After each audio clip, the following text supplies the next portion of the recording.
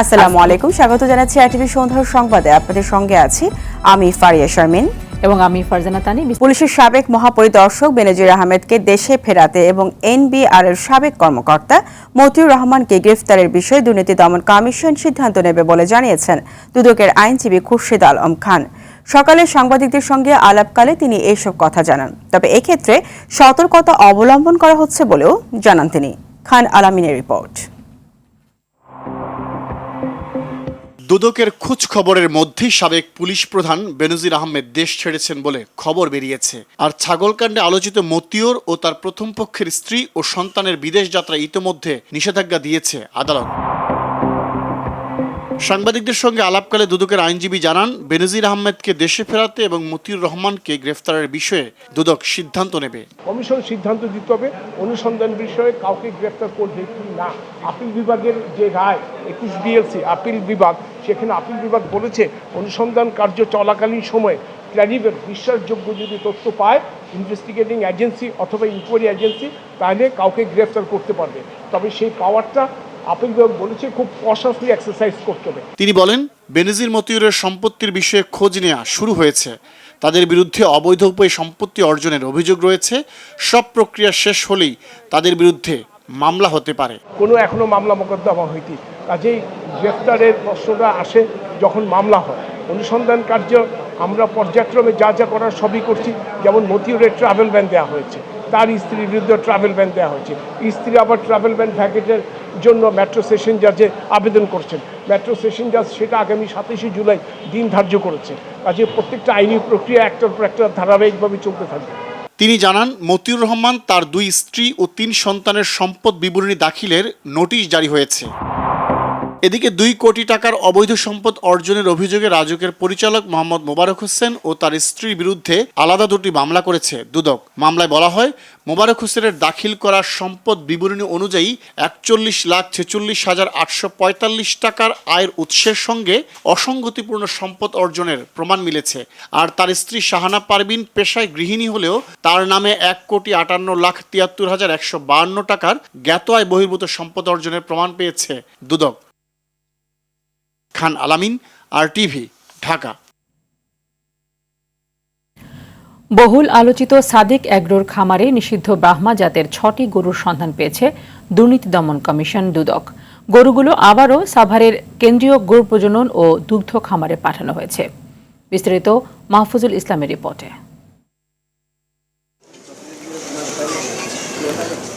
একের পর এক বের হয়ে আসছে সাদিক এগ্রোর নানান অপকর্ম। এবার মোহাম্মদপুরের ঢাকা উদ্যান নবীনগর হাউজিং খামারে অভিযানে নিষিদ্ধ ব্রাহ্মা জাতের 6টি গরু পেয়েছে দুদক। 2021 সালে মিথ্যা ঘোষণা দিয়ে আমদানি করা 18টি ব্রাহ্মা গরু আটক করে কাস্টমস, যেগুলো চলতি বছর রমজানে ন্যায্য মূল্যে বিক্রির জন্য সাভার কেন্দ্রীয় গো প্রজনন ও দুগ্ধ খামার কর্তৃপক্ষ বাংলাদেশ ডেইরি ফার্মার্স অ্যাসোসিয়েশনকে দেয়া হয়। পরে মাংস বিক্রির জন্য দেওয়া হয় সাদিক এগ্রোকে। তবে সেটা না করে জালিয়াতির মাধ্যমে কোরবানি ঈদে প্রতিটি গরু কোটি টাকা দাম হাঁকা হয়। অনিয়মের অভিযোগে চন্দ্রিমা মডেল টাউনে সাদিক এগ্রোর খামারে অভিযান পরিচালনা করে দুদক। সন্ধান মেলে 6টি ব্রাহ্মা ও 60টি ছোট মাঝারি গরুর। মাস 3 আগে ওনারা নিলাম করছিল, নিলাম করে জবাই করে মাংস বিতরণের জন্য 3 মাস আগে দেওয়া হয়েছিল। এগুলো 3 মাস আগে জবাই করার কথা, কিন্তু জবাই না করে আজকে তার ফার্মে আমরা লাইভ পাইছি। কাস্টমসের নথিতে 18টি গরুর তালিকা রয়েছে, যা সাদিক এগ্রো মিথ্যা ঘোষণায় আমদানি করেছিল। সেই তালিকার সাথে আটক 6টি গরুর মিল পেয়েছে দুদক। এবার আমরা আইনগত প্রক্রিয়ার মাধ্যমে আমরা নিজ জিম্মায় গ্রহণ করে আবার তাদের জিম্মায় প্রদান করতেছি। এক্ষেত্রে তারা আইনগতভাবে বাধা থাকবে। এদিকে স্বল্প মূল্যে বিক্রির জন্য নিলামে তোলা গরুর মাংস কেন বিক্রি হয়নি তার কোনো সদুত্তর দিতে পারেনি কেন্দ্রীয় দুগ্ধ খামারের পরিচালক। এটা জবাই করার কথা ছিল, যেহেতু এটা জবাই হয়নি, যার জিম্মায় এটা আমরা দিয়েছিলাম উনি এক্ষেত্রে সঠিকভাবে দায়িত্ব পালন করেনি। আটক গরুগুলো সাভারের কেন্দ্রীয় গো প্রজনন ও দুগ্ধ খামারের পরিচালকের জিম্মায় দিয়েছে দুদক। মাহফুজুল ইসলাম, আরটিভি, ঢাকা। শ্রম আইন লঙ্ঘনের অভিযোগের মামলায় 6 মাসের সাজাপ্রাপ্ত নোবেল জয়ী অর্থনীতিবিদ ডক্টর মোহাম্মদ ইউনূসের মামলা দ্রুত নিষ্পত্তি করতে শ্রম আপিল ট্রাইব্যুনালকে নির্দেশ দিয়েছেন হাইকোর্ট। এই মামলায় 50 পাতার রায়ের পর্যবেক্ষণের সময় এই নির্দেশনা দেওয়া হয়। হাইকোর্টের পর্যবেক্ষণে বলা হয়, সাজা কখনো স্থগিত হয় না। শ্রম আইন লঙ্ঘনের অভিযোগে করা মামলায় কাল শ্রম আপিল ট্রাইব্যুনালে হাজির হয়ে স্থায়ী জামিন চাইবেন ডক্টর ইউনূস। গেল 16 এপ্রিল শ্রম আইন লঙ্ঘনের অভিযোগে দায়ের করা মামলায় ডক্টর ইউনূসকে 23 মে পর্যন্ত জামিন দিয়েছিল শ্রম আপিল ট্রাইব্যুনাল। 23 মে ডক্টর ইউনূসের জামিন 4 জুলাই পর্যন্ত বাড়ানো হয়।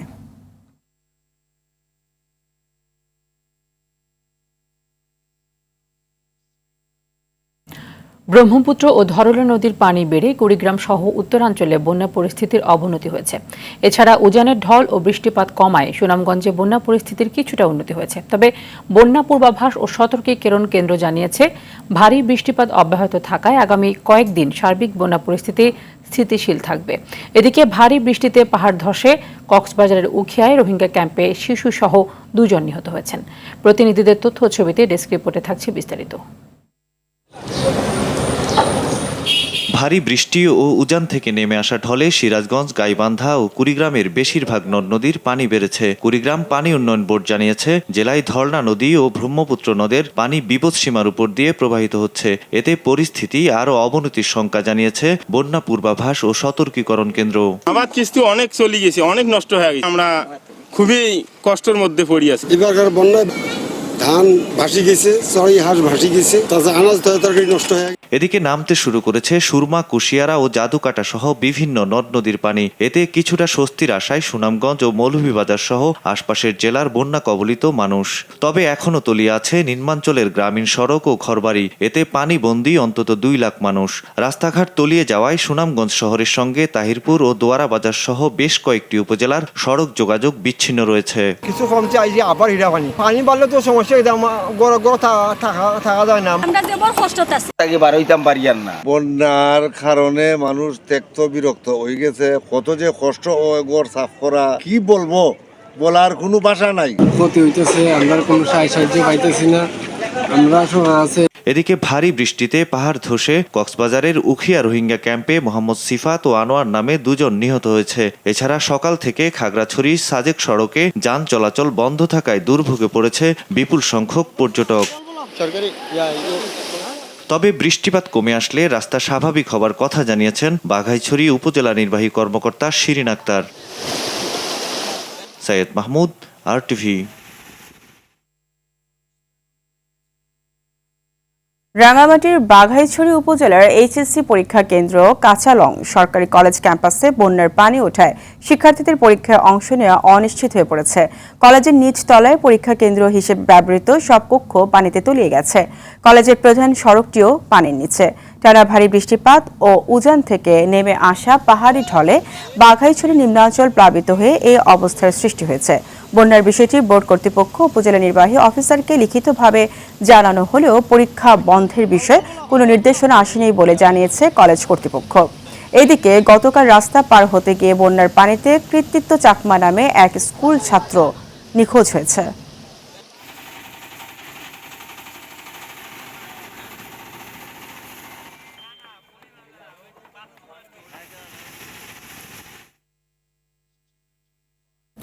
পেনশন স্কিম সংক্রান্ত প্রজ্ঞাপন প্রত্যাহার দাবি টানা 3 দিন ধরে অচল দেশের পাবলিক বিশ্ববিদ্যালয়গুলো।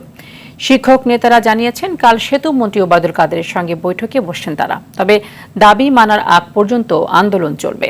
আশিকুল আলম জানাচ্ছেন বিস্তারিত। সার্বজনীন পেনশন স্কিম সংক্রান্ত বৈষম্যমূলক প্রজ্ঞাপন প্রত্যাহারের দাবিতে সর্বাত্মক কর্মবিরতি পালন করছে 35টি বিশ্ববিদ্যালয়ের শিক্ষক, কর্মকর্তা ও কর্মচারীরা। ঢাকা বিশ্ববিদ্যালয়ে কলাভবনে আন্দোলনরত শিক্ষকরা বলেন, শিক্ষার্থীদের জিম্মি করে আন্দোলন চালানোর কোনো ইচ্ছা তাদের নেই। এছাড়া কোটা আন্দোলনকারীদের সঙ্গে কোনো সম্পৃক্ততা নেই দাবি করে শিক্ষকরা জানান, দাবি না মানা পর্যন্ত আন্দোলন চলবে। আন্দোলন চলবে 3 দফা দাবিতে। পেনশন স্কিম প্রত্যাহার করতে হবে। জুলাই থেকে অনেকগুলো পরীক্ষা ছিল, আমাদের ফার্স্ট ইয়ারের ক্লাস হওয়ার কথা ছিল। আজকে এই আন্দোলনের জন্য এই ক্ষতি হচ্ছে। যারা বৈঠকে বসবেন যদি সেটি সুযোগ হয় অবশ্যই সেটি নিশ্চিত করবেন আমরা যেন এই সব ছোটখাটো ব্যাপারে আবার যেন আমাদেরকে আন্দোলনে নামতে না হয়। বাংলাদেশ বিশ্ববিদ্যালয় শিক্ষক সমিতি ফেডারেশনের মহাসচিব ও ঢাকা বিশ্ববিদ্যালয় শিক্ষক সমিতির সভাপতি অধ্যাপক ডক্টর নিজামুল হক ভুইয়া জানান, বৃহস্পতিবার বৈঠকে বসছেন তারা। 7 থেকে 9 জন আমরা সেখানে যাব, তার মধ্যে ঢাকা বিশ্ববিদ্যালয় শিক্ষক সমিতি থেকে 2-1 জন যাবেন, আর ফেডারেশন থেকে বাকিরা, যেমন আমাদের বুয়েটের প্রেসিডেন্ট, জগন্নাথের প্রেসিডেন্ট। আমরা সেখানে গিয়ে আমাদের দাবিগুলো উপস্থাপন করব। তবে বৈঠকে কর্মকর্তা কর্মচারী ঐক্য পরিষদের প্রতিনিধিদের রাখার আহ্বান জানিয়েছেন সংগঠনের নেতারা। শুধু শিক্ষকদের দাবি এটা নয়, এখানে কর্মকর্তা কর্মচারী ঐক্য পরিষদের নেতৃত্বে যারা আছে তাদেরকে নিয়ে তারা বসে একত্রে সম্মিলিত সবার জন্য একটি সিদ্ধান্ত নিয়ে আসবে। এদিকে চট্টগ্রাম, খুলনা, যশোর, সিলেটেও আন্দোলনে অংশ নিয়েছেন শিক্ষকরা। আশিকুল আলম, RTV, ঢাকা। সরকারি চাকরিতে কোটা বাতিলের দাবিতে 1.5 ঘন্টা অবরোধ কর্মসূচির পর শাহবাগ মোড় ছেড়েছে আন্দোলনরত শিক্ষার্থীরা। বিকেল 5:15 শিক্ষার্থীরা শাহবাগ মোড় ছেড়ে মিছিল নিয়ে রাজু ভাস্কর্যের পাদদেশে এসে আজকের কর্মসূচি শেষ করে। এই সময় তারা কাল বেলা 11টায় অবস্থান কর্মসূচি ঘোষণা করে। এদিকে একই দাবিতে ঢাকা আরিচা মহাসড়ক অবরোধ করে জাহাঙ্গীরনগর বিশ্ববিদ্যালয়ের শিক্ষার্থীরা। বিকেলে বিশ্ববিদ্যালয়ের ডেইরি গেটে মহাসড়কের উভয় পাশে অবস্থান নিয়ে যানবাহন চলাচল বন্ধ করে দেয় তারা। এতে উভয় পাশে দীর্ঘ যানজটের সৃষ্টি হয়। শিক্ষার্থীরা জানায় 56% কোটার কারণে মেধাবী শিক্ষার্থীরা চাকরি থেকে বঞ্চিত হচ্ছে। সরকারি চাকরিতে মেধাভিত্তিক নিয়োগের দাবি তোলেন তারা।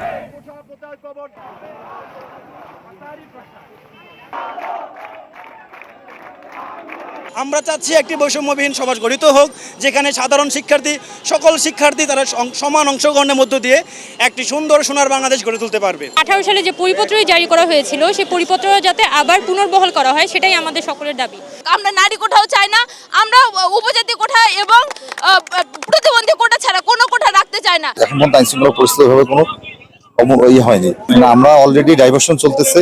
আমরা এখান থেকে সিএমবি থেকে কিছু গাড়ি যাচ্ছে, কিছু গাড়ি বাইপেল থেকে আপনার আশুলিয়ার দিকে চলে যাচ্ছে। আমরা অলরেডি ডাইভারশন দিয়ে দিচ্ছি গাড়ি। আমাদের ট্রাফিক পুলিশ সাথে জেলা পুলিশ, হাইওয়ে পুলিশ আমরা একসাথে সমন্বয়ভাবে কাজ করতেছি। প্রধানমন্ত্রী শেখ হাসিনা চীন সফরে ভারতের কোনো আপত্তি নেই জানিয়ে পররাষ্ট্রমন্ত্রী হাসান মাহমুদ বলেছেন, ভারতের সঙ্গে সুসম্পর্ক রেখেই এগিয়ে যেতে হবে। বিকেলে রাজধানীর বেইলি রোডে ফরেন সার্ভিস একাডেমিতে আয়োজিত অনুষ্ঠানে তিনি এসব কথা জানান। মন্ত্রী বলেন, চায়না এদেশের বড় উন্নয়ন সহযোগী, তাই প্রধানমন্ত্রীর এই সফর খুবই গুরুত্বপূর্ণ। বাংলাদেশ সবার সঙ্গে বন্ধুত্ব মেনে চলতে চায় বলেও জানিয়েছেন তিনি।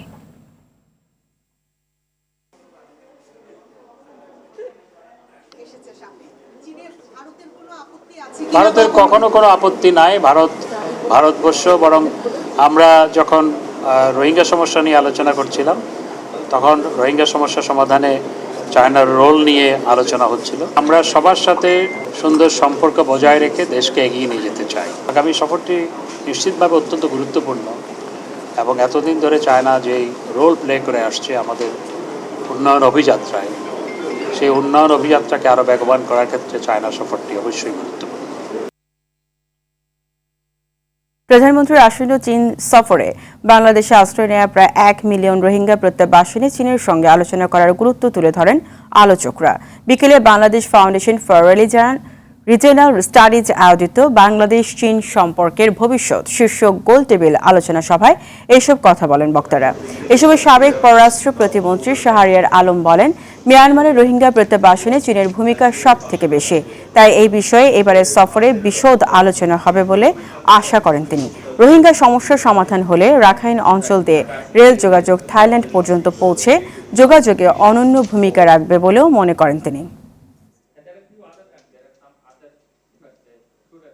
মিয়ানমার সলিউশনে চাইনিজ ইনভলভমেন্ট বেশ কয়েকজন বলেছেন এবং আমরাও ইয়েস উই ডু এগ্রি।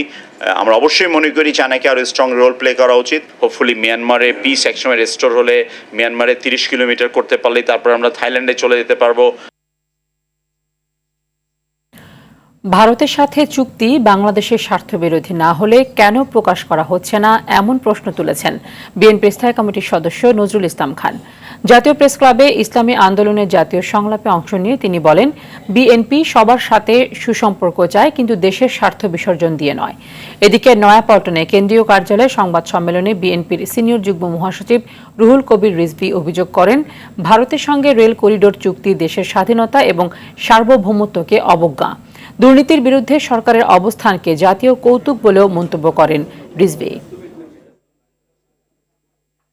বাংলাদেশের জনগণ এহেন দুই সরকারের সমঝোতার উদ্যোগ অসম ও বাংলাদেশের স্বার্থ বিরোধী বলে মনে করে।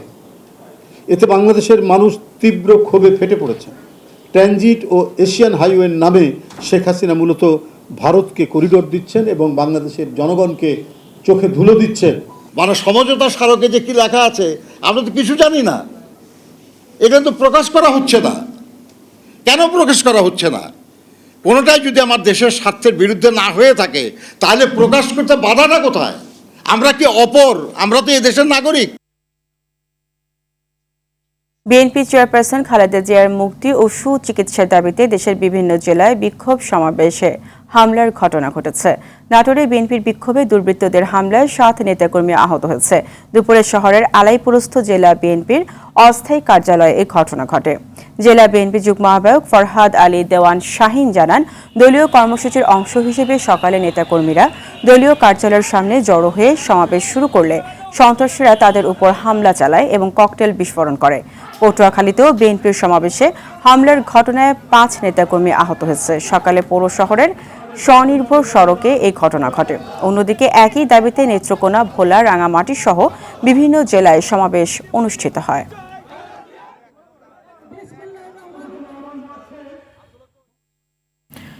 দু সালের মধ্যে শাহজালাল আন্তর্জাতিক বিমানবন্দরে কার্গো ও যাত্রী চলাচল বাড়বে 150%। আর এই বাড়তি চাপ সামাল দিতে সহায়ক বা ব্যাকআপ রানওয়ে নির্মাণের পরিকল্পনা করছে সরকার। তবে এতে আবারও অর্থের অপচয় হবে বলে মনে করছেন বিশেষজ্ঞরা। আর তারা বলছেন, সহায়ক রানওয়ে দিয়ে এই চাপ সামলানো সম্ভব না, তাই রাজধানীর আশেপাশে আরও একটি বিমানবন্দর করার পরামর্শ দিয়েছেন তারা। শরীয়ত খান জানাচ্ছেন বিস্তারিত। শাহজালাল আন্তর্জাতিক বিমানবন্দরে পুরনো 2টি টার্মিনালের আয়তন 1 লাখ বর্গমিটার, যেখানে একসাথে পার্ক করা যায় 29টি উড়োজাহাজ। তৃতীয় টার্মিনালের আয়তন 2,30,000 বর্গমিটার, যেখানে একসাথে পার্ক করা যাবে 2টি এয়ারবাস সহ 37টি উড়োজাহাজ। বর্তমানে 33টি এয়ারলাইন্স প্রতিদিন 150 ফ্লাইট পরিচালনা করে। আরও অন্তত 12টি বিদেশি এয়ারলাইন্স ঢাকা থেকে ফ্লাইট পরিচালনার অনুমতি চেয়েছে। ফ্লাইট সংখ্যা বাড়াতে চায় বর্তমান এয়ারলাইন্সগুলো। ফলে তৃতীয় টার্মিনাল চালু হলে ফ্লাইটের সংখ্যাও কয়েক গুণ বাড়বে। এটা আয়াটার যে ফোরকাস্ট করেছে যে 2035 সালের মধ্যে বাংলাদেশের প্যাসেঞ্জার গ্রোথ হবে 150% গ্রোথ হবে। Phenomenal growth. এটা সারা বিশ্বের কাছে একটা উদাহরণস্বরূপ। যারা এখন ফ্লাইট অপারেট করছে তারা এখানে বেশি সংখ্যক ফ্লাইট দেওয়ার চিন্তা করছে। যারা এখনও শুরু করেনি তারা শুরু করার চিন্তা ভাবনা করছে। বিমানবন্দরের চাপ বাড়লে তা সামাল দেওয়া যাবে কিনা তা নিয়ে সংশয়ে বিশেষজ্ঞরা। একটি রানওয়ে দিয়ে ফ্লাইট পরিচালনা করতে বর্তমানে উড়োজাহাজগুলোকে 30 থেকে 40 মিনিট অপেক্ষা করতে হয়। টেকনিক্যাল হওয়ার পর এটা তো মানে চেইন ইফেক্ট আছে, পুরো একটা পরে একটু আমাদের অন টাইম পারফরমেন্স গত 74% নর্মালি, গত মাসে সেটা 67% ছিল।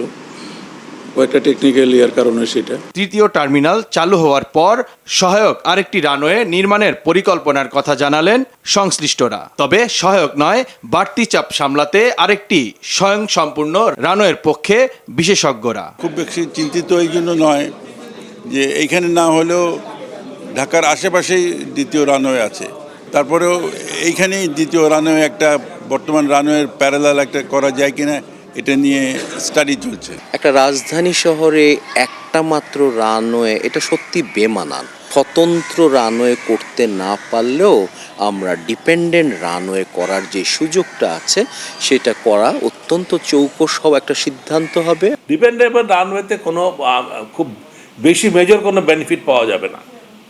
হ্যাঁ, ওটা খরচ হবে, ওটার পিছনে যে ইনভেস্টমেন্ট সেই তুলনায় return is very negligible. Shahjalal আন্তর্জাতিক বিমানবন্দর আগামী 5 বছর পরে এটা স্যাচুরেটেড হয়ে যাবে, এটা ইউজ এখনই আমাদেরকে উচিত হবে একটা নতুন এয়ারপোর্ট, যেটা বেশ কিছুদিন থেকে কথা গুঞ্জন শোনা গেছে, বাট সেইটা করে এয়ারপোর্ট অ্যাটলিস্ট 2 বা 3টা রানওয়ের প্রভিশন করে। এমন বাস্তবতায় কিভাবে যোগাযোগের হাবের স্বপ্ন পূরণ হবে তা নিয়ে প্রশ্ন থাকছেই।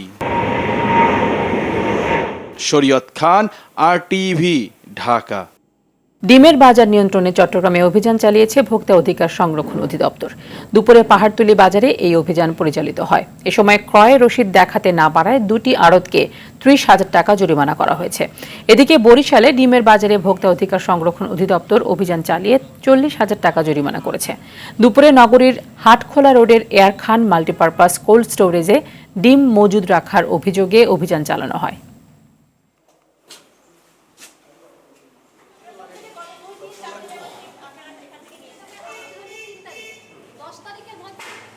এখনো মজুত আছে, তাদেরকে আমরা 6 জন ব্যবসায়ীকে এখন পর্যন্ত জরিমানা করতে পেরেছি এবং তারা এই অবৈধভাবে মজুদের জন্য তাদেরকে প্রত্যেককে 5,000 করে, 6 জনকে 30,000 টাকা জরিমানা আরোপ ও আদায় করা হয়েছে। নরসিংদীর শিবপুরের আলোচিত কিশোর অটোরিকশা চালক রবিউল ইসলাম রবি হত্যাকাণ্ডের ঘটনায় 7 জনকে গ্রেপ্তার করেছে পুলিশ। নেশা ও অনলাইন জুয়ার টাকা সংগ্রহের জন্য অটোরিকশা ছিনতাই ও রবিকে গলা কেটে হত্যা করা হয় বলে জানায় পিবিআই। সকালে ধানমন্ডিতে সংস্থাটির প্রধান কার্যালয়ে সংবাদ সম্মেলনে এই তথ্য জানান পিবিআইয়ের নরসিংদী পুলিশ সুপার মোহাম্মদ এনায়েত হোসেন মান্নান। তিনি বলেন, আসামিরা রবিউলের পূর্ব পরিচিত হয় প্রথমে তাকে আড্ডা দেওয়ার কথা বলে নির্জন জায়গায় নিয়ে যায় এবং ধারালো অস্ত্র দিয়ে গলা কেটে হত্যা করে। পরে ছিনতাই করা অটোরিকশা 30,000 টাকায় বিক্রি করে। এই সূত্র ধরেই গাজীপুর, নারায়ণগঞ্জ ও কিশোরগঞ্জে অভিযান চালিয়ে আসামিদের গ্রেপ্তার করা হয়।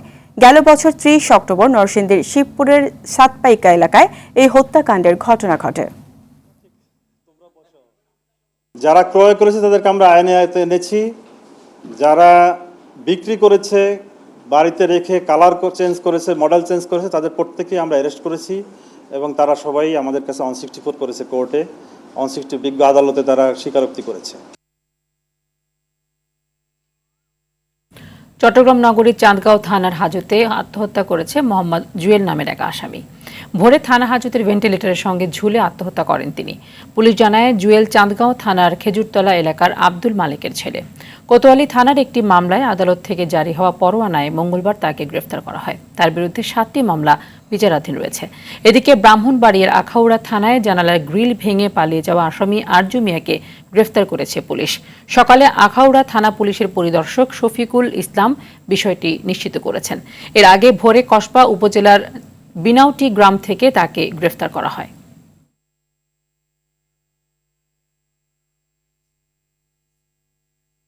সড়ক দুর্ঘটনায় চলচ্চিত্র নির্মাতা তারেক মাসুদের মৃত্যুতে ক্ষতিপূরণ দিতে হাইকোর্টের দেয়া রায়ের বিরুদ্ধে আপিলের শুনানির জন্য আগামী 9 জুলাই ধার্য করেছেন আপিল বিভাগ। বুধবার প্রধান বিচারপতি ওবায়দুল হাসানের নেতৃত্বে 4 বিচারপতির আপিল বেঞ্চ এই দিন ধার্য করেন। আদালতে তারেক মাসুদের পরিবারের শুনানি করেন ব্যারিস্টার সারা হোসেন। গত বছরের 11 অক্টোবর হাইকোর্টের দেয়া রায়ের বিরুদ্ধে বাস মালিকদের করা আপিলের শুনানি শুরু হয়। 2017 সালের 3 ডিসেম্বর ওই মামলার রায় দিয়েছিলেন আদালত। এতে তারেক মাসুদের পরিবারকে 4,61,75,452 টাকা ক্ষতিপূরণ দিতে বলা হয়েছিল। পরে বাস মালিক পক্ষ রায় স্থগিত চেয়ে লিভ টু আপিল করলে আপিল করার অনুমতি দেওয়া হয়।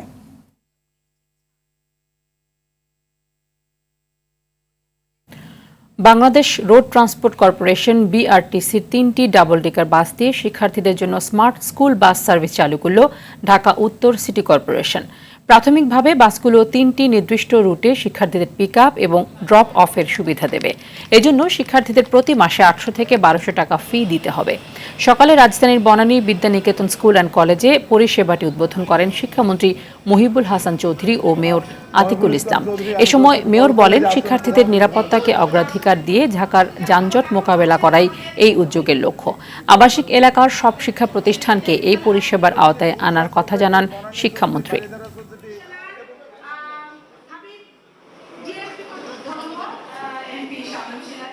এটি আমরা পরীক্ষামূলকভাবে এই কাজটি আমরা শুরু করতে যাচ্ছি। এখানে যত কম ট্রিপ হবে নগরবাসী তত উপকার হবে এবং তত আমরা একটি পরিচ্ছন্ন এবং পরিবেশ বান্ধব আমরা একটি রাস্তা তৈরি করতে পারি। বিদ্যালয়গুলোতে যেখানে সবচেয়ে বেশি গাড়ি ব্যবহার হয় কিভাবে আমরা তাদেরকে সহযোগিতামূলক মনোভাব নিয়ে তাদের ক্যাম্পাসে যাওয়া, তাদেরকেও পাবলিক ট্রান্সপোর্ট ব্যবহার করার ক্ষেত্রে সচেতন করে তোলা। যে সমস্ত শিক্ষার্থীরা পারিবারিক নানান কারণে বেতন এবং উন্নয়ন চার্জ দিতে সক্ষম না হন, আপনারা সেটা অবশ্যই বিবেচনা করবেন। নিজেদের আন্দোলনে ব্যর্থ হয়ে বিএনপি এখন শিক্ষক আর কোটা আন্দোলনের উপর ভর করেছে বলে মন্তব্য করেছেন আওয়ামী লীগ সাধারণ সম্পাদক ওবায়দুল কাদের। দলের ৭৫তম প্রতিষ্ঠা বার্ষিকী উপলক্ষে বিকেলে সাভারের হেমায়েতপুরে আয়োজিত আলোচনা সভায় এই মন্তব্য করেন তিনি। এ সময় প্রধানমন্ত্রীর ভারত সফর নিয়ে বিএনপি নেতাদের প্রতিক্রিয়ার জবাবে কাদের বলেন, বিএনপি ভয় দেখায় যে বাংলাদেশ ভারত হয়ে গেল, অথচ 53 বছরে এই দেশ ভারত হয়নি। সীমান্ত ও ছিটমহল সমস্যার সমাধান হয়েছে। আন্দোলনের হাত ভেঙে গেছে, এখন পরজীবী, এখন কোটা আন্দোলন, শিক্ষক আন্দোলনের উপর ভর করেছে বিএনপি। কাজ হবে। কাল অনুষ্ঠিত হবে যুক্তরাজ্যের পার্লামেন্ট নির্বাচন। দেশটির এবারের নির্বাচনে লড়বেন রেকর্ড 34 জন প্রার্থী। এর বেশিরভাগই প্রথমবার ভোটে দাঁড়িয়েছেন। একক দল হিসেবে বিরোধী লেবার পার্টি থেকে প্রতিদ্বন্দ্বিতা করবেন সর্বোচ্চ 8 জন। আবার অনেকেই গাজা সংকটে লেবার পার্টির অবস্থানের বিরুদ্ধে চ্যালেঞ্জ ছুড়ে হয়েছেন স্বতন্ত্র প্রার্থী। 2015 সালের ভোটে প্রার্থী হয়েছিলেন 11 জন ব্রিটিশ বাংলাদেশি। 2019 সালে সংখ্যাটি বেড়ে দাঁড়ায় 14, আর এবার তা এক লাফে হলো 34 জন। দেশটিতে 650 আসনের জন্য নির্বাচন করবেন 4379 জন প্রার্থী। যুক্তরাষ্ট্রের প্রেসিডেন্ট থাকাকালীন প্রাতিষ্ঠানিক দায়িত্বের জন্য দায় মুক্তির পর এবার পর্নোতারকা স্টর্মি ড্যানিয়েলকে দেয়া ঘুষের মামলায় সাবেক মার্কিন প্রেসিডেন্ট ডোনাল্ড ট্রাম্পের সাজা ঘোষণা বিলম্বিত করার আবেদন মঞ্জুর করেছেন নিউ ইয়র্কের ম্যানহাটনের আদালত। 11 জুলাই ট্রাম্পের সাজা ঘোষণার তারিখ ধার্য করা হয়েছিল। ট্রাম্পের আইনজীবী দলের আবেদনের পরিপ্রেক্ষিতে মঙ্গলবার বিচারক জোয়ান মার্চান্ট এই সিদ্ধান্ত দেন। এর ফলে আগামী 18 সেপ্টেম্বর পর্যন্ত সাজা ঘোষণা স্থগিত থাকবে। মামলায় গেল 30 মে ট্রাম্পকে দোষী সাব্যস্ত করেন নিউ ইয়র্কের ম্যানহাটনের আদালত। 34টি অভিযোগের সবকটিতে দোষী সাব্যস্ত হন তিনি। আগামী 8 নভেম্বর যুক্তরাষ্ট্রের প্রেসিডেন্ট নির্বাচন হবে। এই নির্বাচনে রিপাবলিকান পার্টির হয়ে প্রতিদ্বন্দ্বিতা করবেন ট্রাম্প।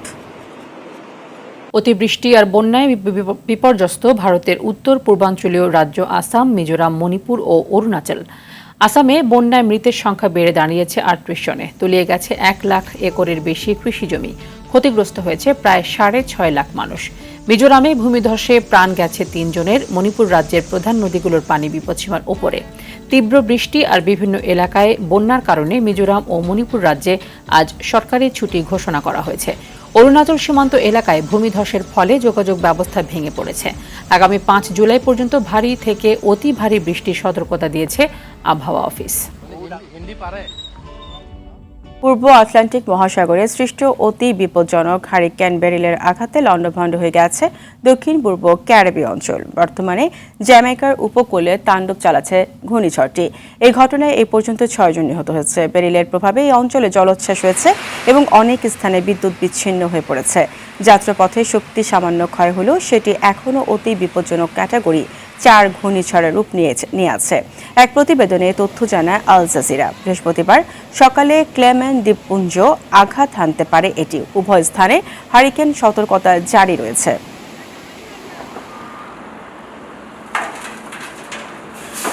পশ্চিম আফ্রিকার দেশ মালিতে ভয়াবহ সন্ত্রাসী হামলায় অন্তত 40 জন নিহত হয়েছে।